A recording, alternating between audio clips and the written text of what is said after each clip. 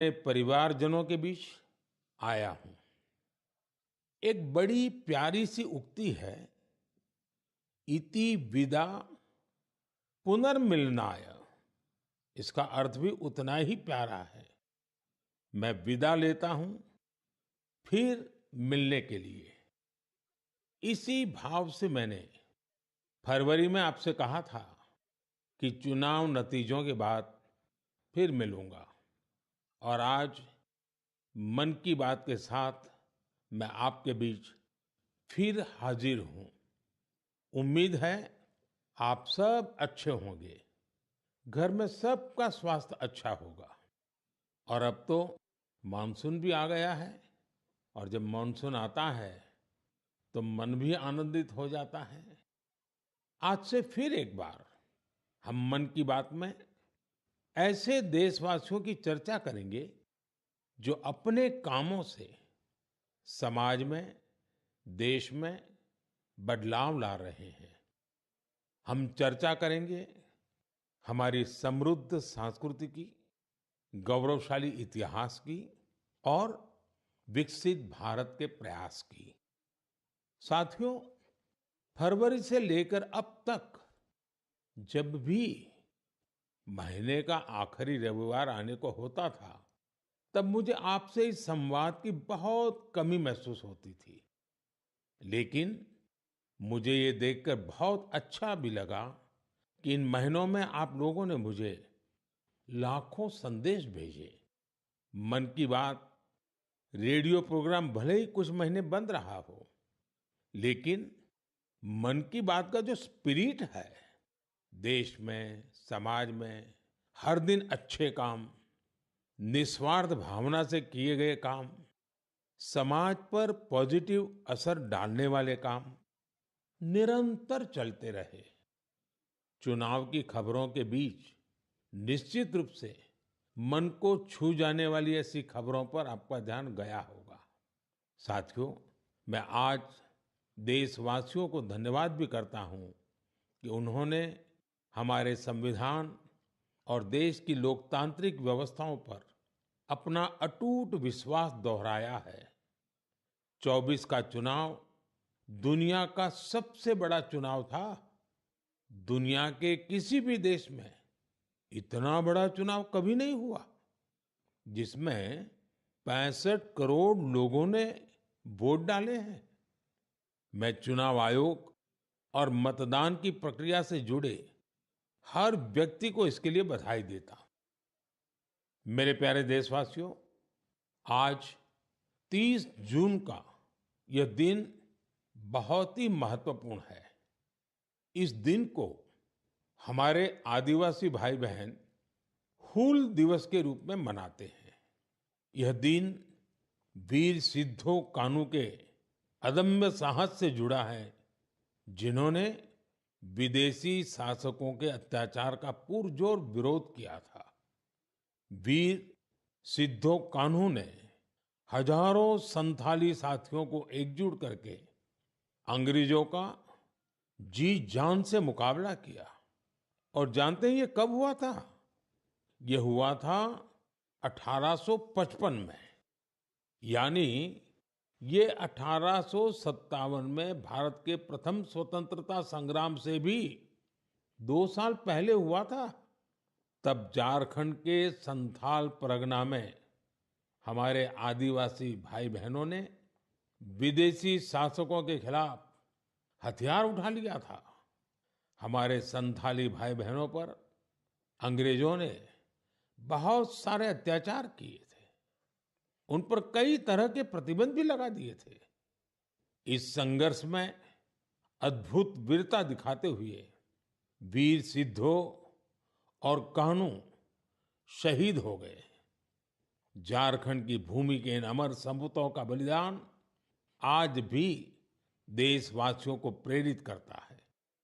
आइए सुनते हैं संथाली भाषा में इन्हें समर्पित एक गीत का अंश।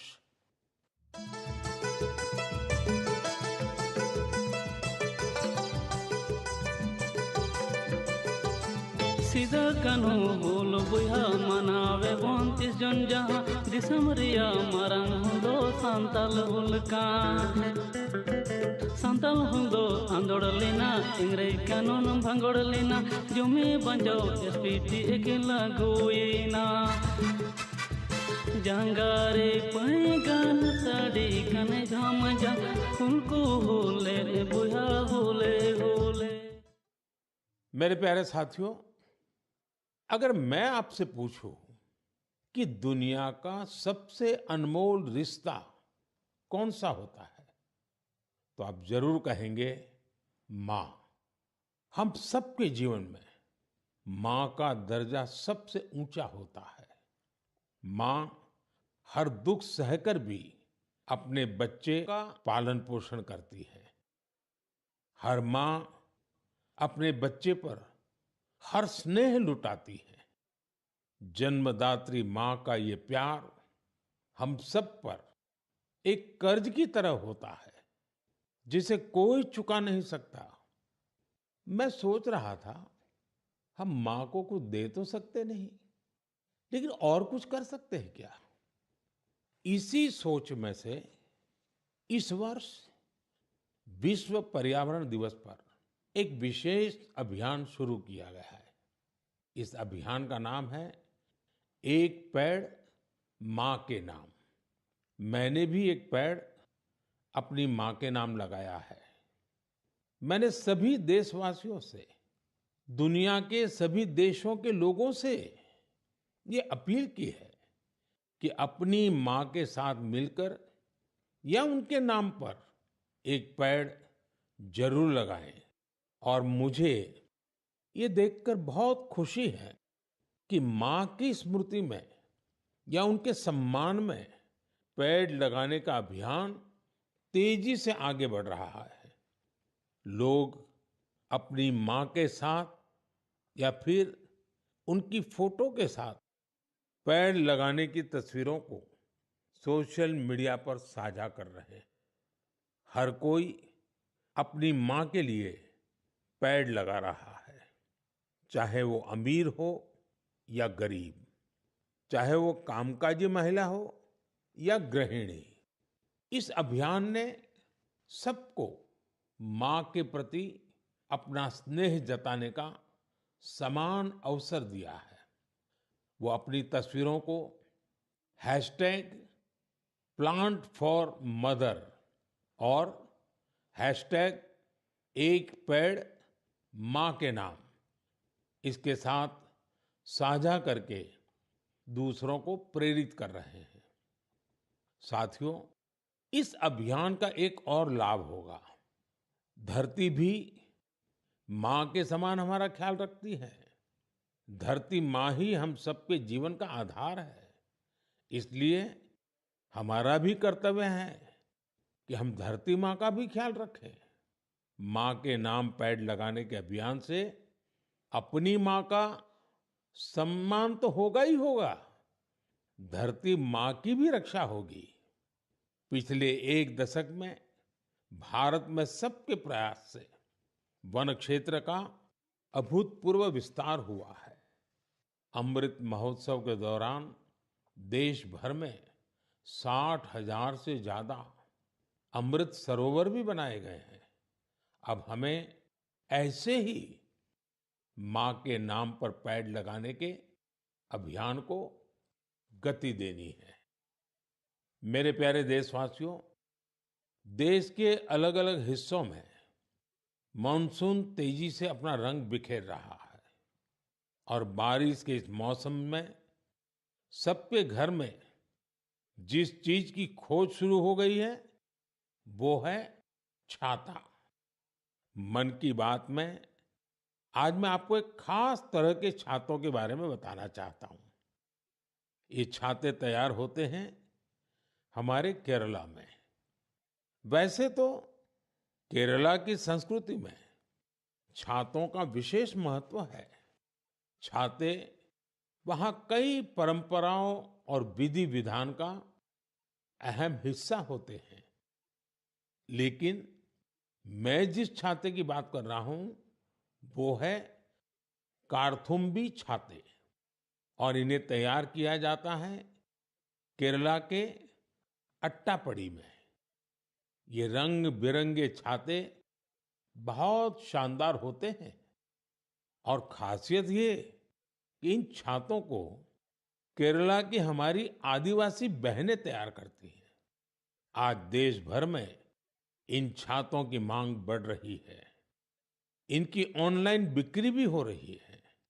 इन छातों को वट्टालक्की सहकारी कृषि सोसाइटी की देखरेख में बनाया जाता है। इस सोसाइटी का नेतृत्व हमारी नारी शक्ति के पास है। महिलाओं के नेतृत्व में अट्टापडी के आदिवासी समुदाय ने एंटरप्रेन्योरशिप की अद्भुत मिसाल पेश की है। इस सोसाइटी ने एक बैम्बू हैंडीक्राफ्ट यूनिट की भी स्थापना की है। अब ये लोग एक रिटेल आउटलेट और एक पारंपरिक कैफे खोलने की भी तैयारी में है।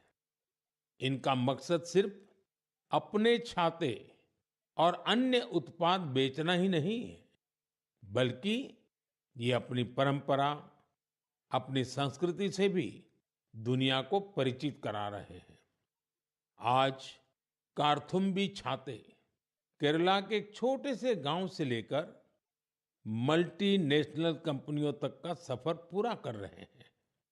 लोकल के लिए वोकल होने का इससे बेहतरीन उदाहरण और क्या होगा। मेरे प्यारे देशवासियों, अगले महीने इस समय तक पेरिस ओलंपिक शुरू हो चुके होंगे। मुझे विश्वास है कि आप सब भी ओलंपिक खेलों में भारतीय खिलाड़ियों का उत्साह बढ़ाने का इंतजार कर रहे होंगे। मैं भारतीय दल को ओलंपिक खेलों की बहुत बहुत शुभकामनाएं देता हूं। हम सबके मन में टोक्यो ओलंपिक की यादें अब भी ताजा हैं। टोक्यो में हमारे खिलाड़ियों के प्रदर्शन ने हर भारतीय का दिल जीत लिया था। टोक्यो ओलंपिक के बाद से ही हमारे एथलीट्स पेरिस ओलंपिक की तैयारियों में जी जान से जुटे हुए थे। सभी खिलाड़ियों को मिला दे तो इन सब ने करीब 900 इंटरनेशनल कंपटीशन में हिस्सा लिया है। ये काफी बड़ी संख्या है। साथियों, पेरिस ओलंपिक में आपको कुछ चीजें पहली बार देखने को मिलेगी। शूटिंग में हमारे खिलाड़ियों की प्रतिभा निखर कर सामने आ रही है। टेबल टेनिस में मेन और विमेन दोनों टीमें क्वालिफाई कर चुकी हैं। भारतीय शॉटगन टीम में हमारी शूटर बेटियां भी शामिल है। इस बार कुश्ती और घुड़सवारी में हमारे दल के खिलाड़ी उन कैटेगरीज में भी कम्पीट करेंगे जिनमें पहले वे कभी शामिल नहीं रहे। इससे आप ये अनुमान लगा सकते हैं कि इस बार हमें खेलों में अलग लेवल का रोमांच नजर आएगा। आपको ध्यान होगा, कुछ महीने पहले वर्ल्ड पारा एथलेटिक्स चैंपियनशिप में हमारी बेस्ट परफॉर्मेंस रही है। वहीं चेस और बैडमिंटन में भी हमारे खिलाड़ियों ने परचम लहराया है। अब पूरा देश ये उम्मीद कर रहा है कि हमारे खिलाड़ी ओलंपिक्स में भी बेहतरीन प्रदर्शन करेंगे। इन खेलों में मेडल्स भी जीतेंगे और देशवासियों का दिल भी जीतेंगे। आने वाले दिनों में मुझे भारतीय दल से मुलाकात का अवसर भी मिलने वाला है। मैं आपकी तरफ से उनका उत्साहवर्धन करूंगा। और हाँ, इस बार हमारा हैशटैग चीयर फॉर भारत है। इस हैशटैग के जरिए हमें अपने खिलाड़ियों को चीयर करना है, उनका उत्साह बढ़ाते रहना है। तो मोमेंटम को बनाए रखिए। आपका ये मोमेंटम भारत का मैजिक दुनिया को दिखाने में मदद करेगा। मेरे प्यारे देशवासियों, मैं आप सभी के लिए एक छोटी सी ऑडियो क्लिप प्ले कर रहा हूं। रेडियो क्वेट FM 93.3 से हिंदी शो नमस्ते कुवैत।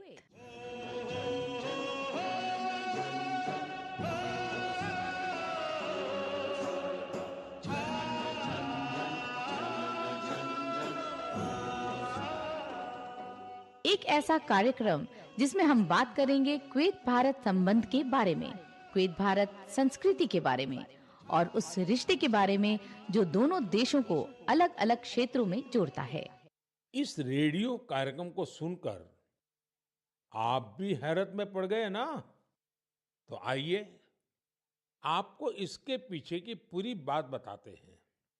दरअसल ये कुवैत रेडियो के एक प्रसारण की क्लिप है।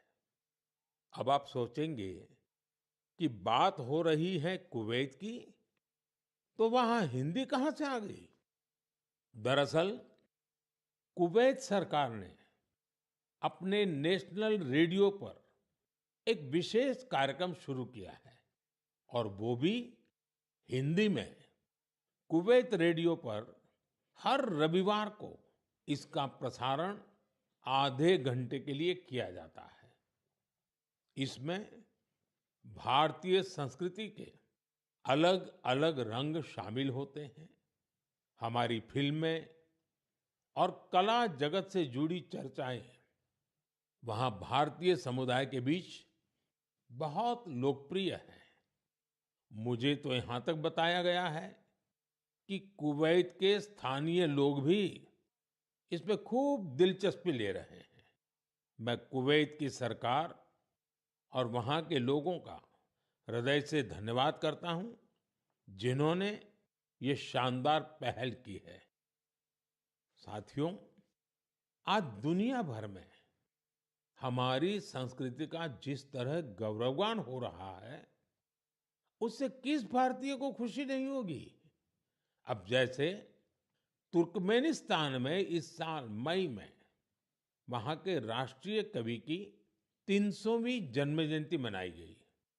इस अवसर पर तुर्कमेनिस्तान के राष्ट्रपति ने दुनिया के 24 प्रसिद्ध कवियों की प्रतिमाओं का अनावरण किया। इनमें से एक प्रतिमा गुरुदेव रविंद्रनाथ टैगोर जी की भी है। ये गुरुदेव का सम्मान है, भारत का सम्मान है। इसी तरह जून के महीने में दो कैरेबियाई देश सूरीनाम और सेंट विंसेंट एंड द ग्रेनाडीज ने अपने इंडियन हेरिटेज को पूरे जोश और उत्साह के साथ सेलिब्रेट किया।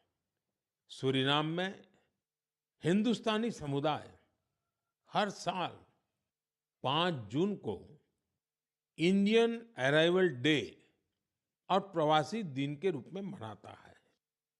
यहाँ तो हिंदी के साथ ही भोजपुरी भी खूब बोली जाती है। सेंट विंसेंट एंड द ग्रेनाडीज में रहने वाले हमारे भारतीय मूल के भाई बहनों की संख्या भी करीब 6000 है। उन सबको अपनी विरासत पर बहुत गर्व है। 1 जून को इन सब ने इंडियन अराइवल डे को जिस धूमधाम से मनाया, उससे उनकी ये भावना साफ झलकती है। दुनिया भर में भारतीय विरासत और संस्कृति का जब ऐसा विस्तार दिखता है, तो हर भारतीय को गर्व होता है। साथियों, इस महीने पूरी दुनिया ने 10वें योग दिवस को भरपूर उत्साह और उमंग के साथ मनाया है। मैं भी जम्मू कश्मीर के श्रीनगर में आयोजित योग कार्यक्रम में शामिल हुआ था। कश्मीर में युवाओं के साथ-साथ बहनों बेटियों ने भी योग दिवस में बढ़ चढ़कर के हिस्सा लिया। जैसे-जैसे योग दिवस का आयोजन आगे बढ़ रहा है, नए-नए रिकॉर्ड्स बन रहे हैं। दुनिया भर में योग दिवस ने कई शानदार उपलब्धियां हासिल की हैं। सऊदी अरब में पहली बार एक महिला अल हनौफ साद जी ने कॉमन योगा प्रोटोकॉल को लीड किया। ये पहली बार है जब किसी सऊदी महिला ने किसी मेन योगा सेशन को इंस्ट्रक्ट किया हो। इजिप्ट में इस बार योग दिवस पर एक फोटो कंपटीशन का आयोजन किया गया।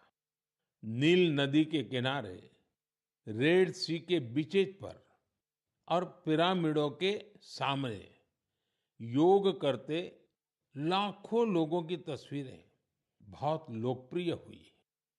अपने मार्बल बुद्धा स्टैचू के लिए प्रसिद्ध म्यांमार का मारा विजया पैगोडा कॉम्प्लेक्स दुनिया में मशहूर है। यहाँ भी 21 जून को शानदार योगा सेशन का आयोजन हुआ। बहरीन में दिव्यांग बच्चों के लिए एक स्पेशल कैंप का आयोजन किया गया। श्रीलंका में यूनेस्को हेरिटेज साइट के लिए मशहूर गोल्फ फोर्ट में एक यादगार योगा सेशन हुआ। अमेरिका के न्यूयॉर्क में ऑब्जर्वेशन डेक पर भी लोगों ने योग किया। मार्शल आइलैंड पर भी पहली बार बड़े स्तर पर हुए योग के कार्यक्रम में यहाँ के राष्ट्रपति जी ने भी हिस्सा लिया। भूटान के थिम्पू में भी एक बड़ा योग दिवस का कार्यक्रम हुआ, जिसमें मेरे मित्र प्रधानमंत्री टोबगे भी शामिल हुए। यानी दुनिया के कोने-कोने में योग करते लोगों के विहंगम दृश्य हम सब ने देखे। मैं योग दिवस में हिस्सा लेने वाले सभी साथियों का हृदय से आभार व्यक्त करता हूं। मेरा आपसे एक पुराना आग्रह भी रहा है। हमें योग को केवल एक दिन का अभ्यास नहीं बनाना है। आप नियमित रूप से योग करें। इससे आप अपने जीवन में सकारात्मक बदलावों को जरूर महसूस करेंगे। साथियों, भारत के कितने ही प्रोडक्ट्स हैं जिनकी दुनिया भर में बहुत डिमांड है, और जब हम भारत के किसी लोकल प्रोडक्ट को ग्लोबल होते देखते हैं तो गर्व से भर जाना स्वाभाविक है। ऐसा ही एक प्रोडक्ट है अराकू कॉफी। अराकू कॉफी आंध्र प्रदेश के अल्लूरी सीताराम राजू जिले में बड़ी मात्रा में पैदा होती है। ये अपने रिच फ्लेवर और अरोमा के लिए जानी जाती है। अराकू कॉफी की खेती से करीब 1.5 लाख आदिवासी परिवार जुड़े हुए हैं। अराकू कॉफी को नई ऊंचाई देने में गिरिजन कोऑपरेटिव की बहुत बड़ी भूमिका रही है। इसने यहाँ के किसान भाई बहनों को एक साथ लाने का काम किया और उन्हें अराकू कॉफी की खेती के लिए प्रोत्साहन दिया। इससे इन किसानों की कमाई भी बहुत बढ़ गई है। इसका बहुत लाभ कोंडा डोरा आदिवासी समुदाय को भी मिला है।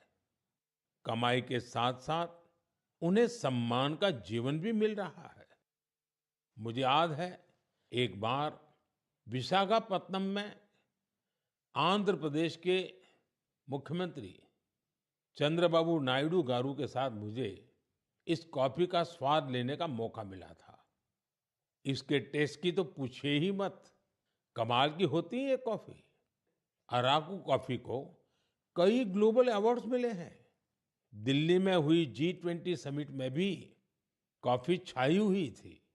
आपको जब भी अवसर मिले, आप भी अराकू कॉफी का आनंद जरूर लें। साथियों, लोकल प्रोडक्ट को ग्लोबल बनाने में हमारे जम्मू कश्मीर के लोग भी पीछे नहीं हैं। पिछले महीने जम्मू कश्मीर ने जो कर दिखाया है, वो देश भर के लोगों के लिए भी एक मिसाल है। यहाँ के पुलवामा से स्नो पीज की पहली खेप लंदन भेजी गई। कुछ लोगों को ये आइडिया सूझा कि कश्मीर में उगने वाली एक्सोटिक वेजिटेबल्स को क्यों न दुनिया के नक्शे पर लाया जाए। बस फिर क्या था, चकुरा गांव के अब्दुल राशिद मीर जी इसके लिए सबसे पहले आगे आए। उन्होंने गांव के अन्य किसानों की जमीन को एक साथ मिलाकर स्नो पीज उगाने का काम शुरू किया और देखते ही देखते स्नो पीज कश्मीर से लंदन तक पहुंचने लगी। इस सफलता ने जम्मू कश्मीर के लोगों की समृद्धि के लिए नए द्वार खोले हैं। हमारे देश में ऐसे यूनिक प्रोडक्ट्स की कमी नहीं है। आप ऐसे प्रोडक्ट्स को #myproductmypride के साथ जरूर शेयर करें। मैं इस विषय पर आने वाले मन की बात में भी चर्चा करूंगा। मम प्रियाः देशवासिनः अद्य अहम किंचित चर्चा संस्कृत भाषायाम आरभे। आप सोच रहे होंगे कि मन की बात में अचानक संस्कृत में क्यों बोल रहा हूं? इसकी वजह है आज संस्कृत से जुड़ा एक खास अवसर। आज 30 जून को आकाशवाणी का संस्कृत बुलेटिन अपने प्रसारण के 50 साल पूरे कर रहा है। 50 वर्षों से लगातार इस बुलेटिन ने कितने ही लोगों को संस्कृत से जोड़े रखा है। मैं ऑल इंडिया रेडियो परिवार को बधाई देता हूं। साथियों, संस्कृत की प्राचीन भारतीय ज्ञान और विज्ञान की प्रगति में बड़ी भूमिका रही है। आज के समय की मांग है कि हम संस्कृत को सम्मान भी दें और उसे अपने दैनिक जीवन से भी जोड़ें। आजकल ऐसा ही एक प्रयास बेंगलुरु में कई और लोग कर रहे हैं। बेंगलुरु में एक पार्क है, कब्बन पार्क। इस पार्क में यहाँ के लोगों ने एक नई परंपरा शुरू की है। यहाँ हफ्ते में एक दिन हर रविवार बच्चे, युवा और बुजुर्ग आपस में संस्कृत में बात करते हैं। इतना ही नहीं, यहाँ वाद विवाद के कई सेशन भी संस्कृत में ही आयोजित किए जाते हैं।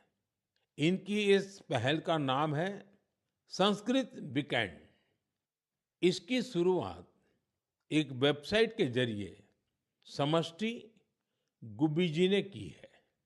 कुछ दिनों पहले ही शुरू हुआ ये प्रयास बेंगलुरु वासियों के बीच देखते ही देखते काफी लोकप्रिय हो गया है। अगर हम सब इस तरह के प्रयास से जुड़े तो हमें विश्व की इतनी प्राचीन और वैज्ञानिक भाषा से बहुत कुछ सीखने को मिलेगा। मेरे प्यारे देशवासियों, मन की बात के इस एपिसोड में आपसे जुड़ना बहुत अच्छा रहा। अब ये सिलसिला फिर पहले की तरह चलता रहेगा। अब से एक सप्ताह बाद पवित्र रथ यात्रा की शुरुआत होने जा रही है। मेरी कामना है कि महाप्रभु जगन्नाथ की कृपा सभी देशवासियों पर सदैव बनी रहे। अमरनाथ यात्रा भी शुरू हो चुकी है और अगले कुछ दिनों में पंढरपुर वारी भी शुरू होने वाली है। मैं इन यात्राओं में शामिल होने वाले सभी श्रद्धालुओं को शुभकामनाएं देता हूं। आगे कच्छी नववर्ष, आषाढ़ी बीज का त्योहार भी है। इन सभी पर्व त्योहारों के लिए भी आप सभी को ढेर सारी शुभकामनाएं। मुझे विश्वास है कि पॉजिटिविटी से जुड़े जन भागीदारी के ऐसे प्रयासों को आप मेरे साथ अवश्य शेयर करते रहें। मैं अगले महीने आपके साथ फिर से जुड़ने की प्रतीक्षा कर रहा हूं। तब तक आप अपना भी, अपने परिवार का ध्यान रखिए। बहुत बहुत धन्यवाद। नमस्कार।